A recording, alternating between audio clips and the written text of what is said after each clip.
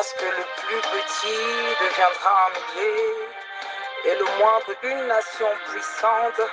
Moi l'Éternel, j'ai adoré ces choses en leur temps.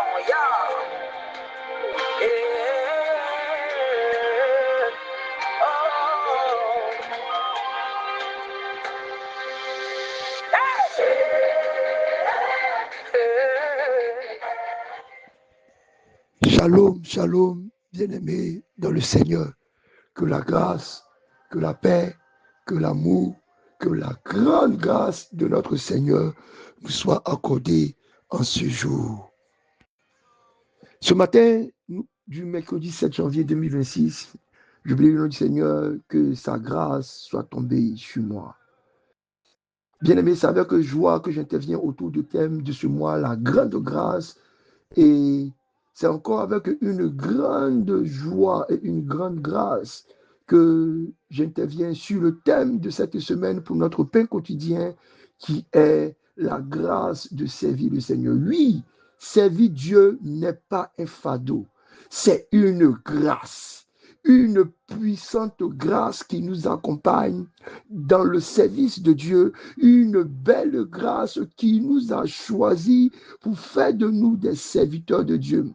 Et ce matin, notre thème est « Ma grâce te suffit », tiré de l'épître de Paul.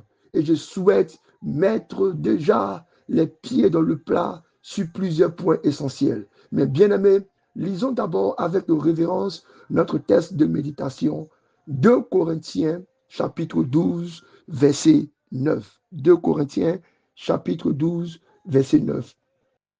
Il est écrit, « Et il m'a dit, ma grâce te suffit, car ma puissance s'accomplit dans la faiblesse. Je me glorifierai donc bien plus volontiers de mes faiblesses, afin que la puissance de Christ repose sur moi. » Regardez comment est-ce que Paul parle. Il ne dit pas, je vais m'orgueillir de ce que Dieu fait avec moi. Il ne dit pas que je serai fier des talents que j'ai. Il ne dit pas que je vais essayer de manipuler les gens avec l'onction et la grâce que Dieu m'a donnée. Il dit bien plus, je vais montrer comment est-ce que j'ai des faiblesses et que la puissance de Christ, en touchant à ma vie, en touchant à l'homme que je suis, avec la puissance de l'Éternel, a fait de moi quelqu'un de puissant, quelqu'un de grand. Je ne suis pas puissant à cause de moi, mais à cause de la puissance de Christ qui repose sur moi. Bien-aimés, ce matin, permettez-moi de vous le dire avec toute la force, avec toute la grâce, avec toute la révélation, avec toute la vérité du ciel. Paul ne dit pas que la grâce de Dieu se complète dans le péché. Paul ne dit pas que la grâce de Dieu autorise le péché. Paul ne dit pas que la grâce de Dieu soutient le péché. Paul ne dit pas que la grâce de Dieu approuve le péché. Il dit clairement que la grâce de Dieu est venue sur lui pour travailler malgré ses faiblesses, non pas ses péchés. Je le dis avec force, la faiblesse, ce n'est pas le péché. Le péché est un choix délibéré de désobéissance à Dieu. Le péché, c'est décider consciemment d'enfreindre les lois, les principes, les règles du Dieu très haut. Dieu n'accorde jamais à personne une licence pour pécher. Dieu n'accorde jamais à une personne de péché, mais il accorde une grâce aux pécheurs. La Bible dit que Dieu est le péché, mais il fait compassion. Il a compassion. Il est miséricordieux du pécheur. Cette comparaison est vraiment très importante. Cette comparaison est vraiment très importante. Bien-aimé, Dieu a compassion.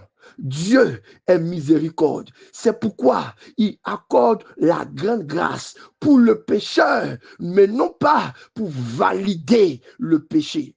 Ne l'oublions pas. Dieu est miséricordieux, mais il est juste.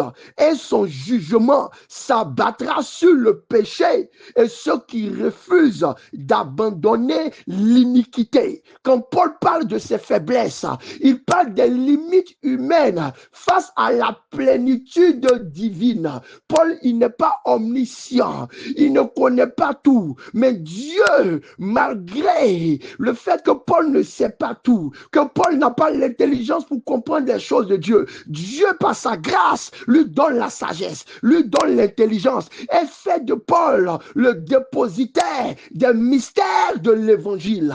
Paul n'est pas omniprésent, il ne peut pas être partout à la fois, il est limité par son corps, mais Dieu lui donne la grâce, une onction pour écrire, une onction pour prêcher des prédications qui sont déposées, qui traversent les villes, qui traversent les époques, qui traversent les générations jusqu'à nous aujourd'hui. Paul n'est pas omnipotent, il ne peut pas tout faire. La preuve, dans son corps même, il y avait une échade qui ne pouvait même pas être guéri. Regardez, malgré cela, la grâce de Dieu l'a soutenu puissamment. Et Paul, par son mouchoir, guérissait les malades.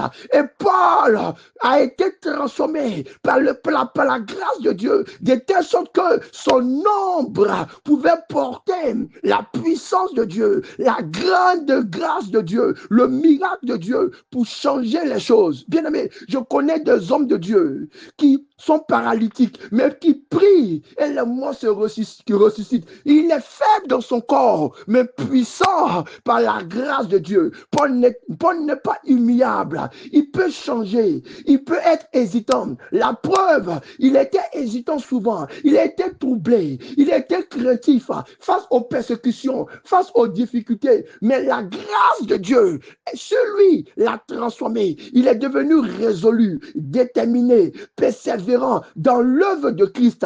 Il n'était pas fort, il n'était pas persévérant par lui-même, mais par la grâce de Dieu qui est tombée sur lui. Paul n'était pas saint et parfait, mais Dieu qu'il est a déposé une grâce sur lui. Dieu l'a justifié et lui a accordé une force pour agir, une grande grâce en lui. La faiblesse n'est donc pas le péché. La faiblesse n'est donc pas le péché, mais l'incapacité humaine à porter par soi-même la plénitude de Dieu. Et cette plénitude de Dieu, c'est la grâce manifestée en Christ qui nous permet de le faire. La Bible dit qu'avant Christ, le Saint-Esprit venait et repartait. Mais il y a une grande grâce qui fait que maintenant, la présence de Dieu, la puissance de Dieu, la main de Dieu reste et cohabite avec l'homme aujourd'hui. C'est de cette grâce que Paul parle, cette grande grâce qui intervient pour combler, pour revêtir, pour oindre, pour permettre à l'homme de Dieu de porter le divin afin d'agir et de réussir pleinement son ministère. Bien-aimé, Paul dit, dans mes faiblesses, je vais glorifier Dieu parce que la puissance de Christ repose sur moi. Il n'a pas dit dans mon péché. Bien-aimé, parlons maintenant de notre thème de ce matin qui dit « Ma grâce te suffit ». Quelle belle exhortation, quel bel encouragement, quelle belle parole pour toi, pour nous tous, pour toi mon frère, ma soeur, pour vous tous serviteurs et servantes de Dieu dans cette belle œuvre que Dieu a donnée à l'église de Rehoboth et dans tous les ministères partout. Ce que Paul était en train d'exprimer a été exprimé par plusieurs personnes. Moïse a dit « Je ne sais pas parler », mais la grâce de Dieu a trouvé une solution à sa faiblesse.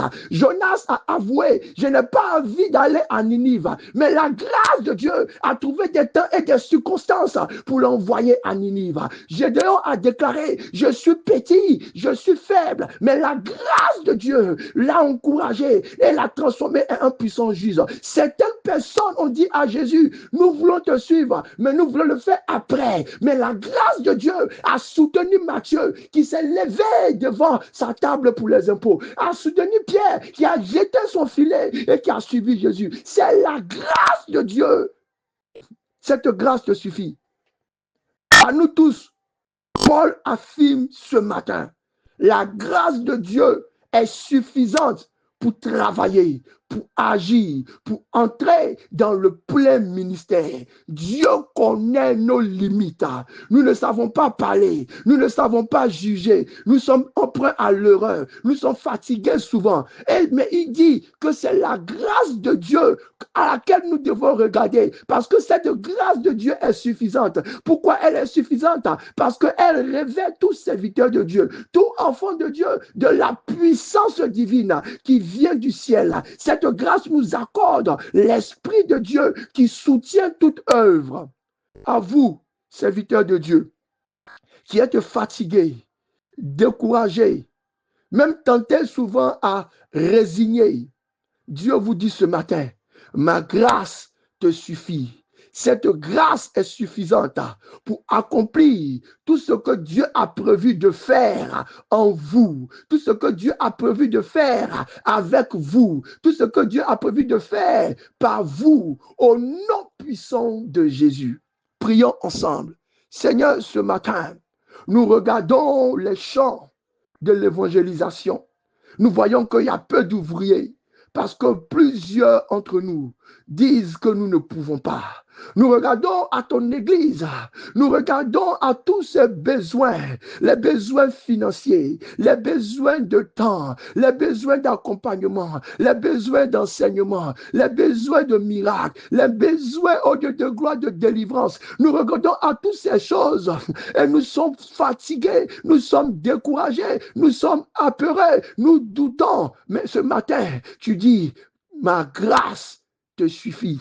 Et cette grâce, cette grande grâce, nous prions qu'elle descende sur nous tous. Pas seulement que ce que tu as appelé, ce que tu as choisi, ce que tu as ce que tu as disposé dans le ministère, en pleine église ou partout, mais tout le corps de Christ, le plus petit au plus grand, le plus ancien au nouveau, le plus faible au plus fort. Dieu sur tous dépose cette grande grâce qui suffit pour que ton royaume, le royaume de l'Éternel, la grâce de Dieu se manifeste pour le monde entier qui attend la révélation des fils de Dieu.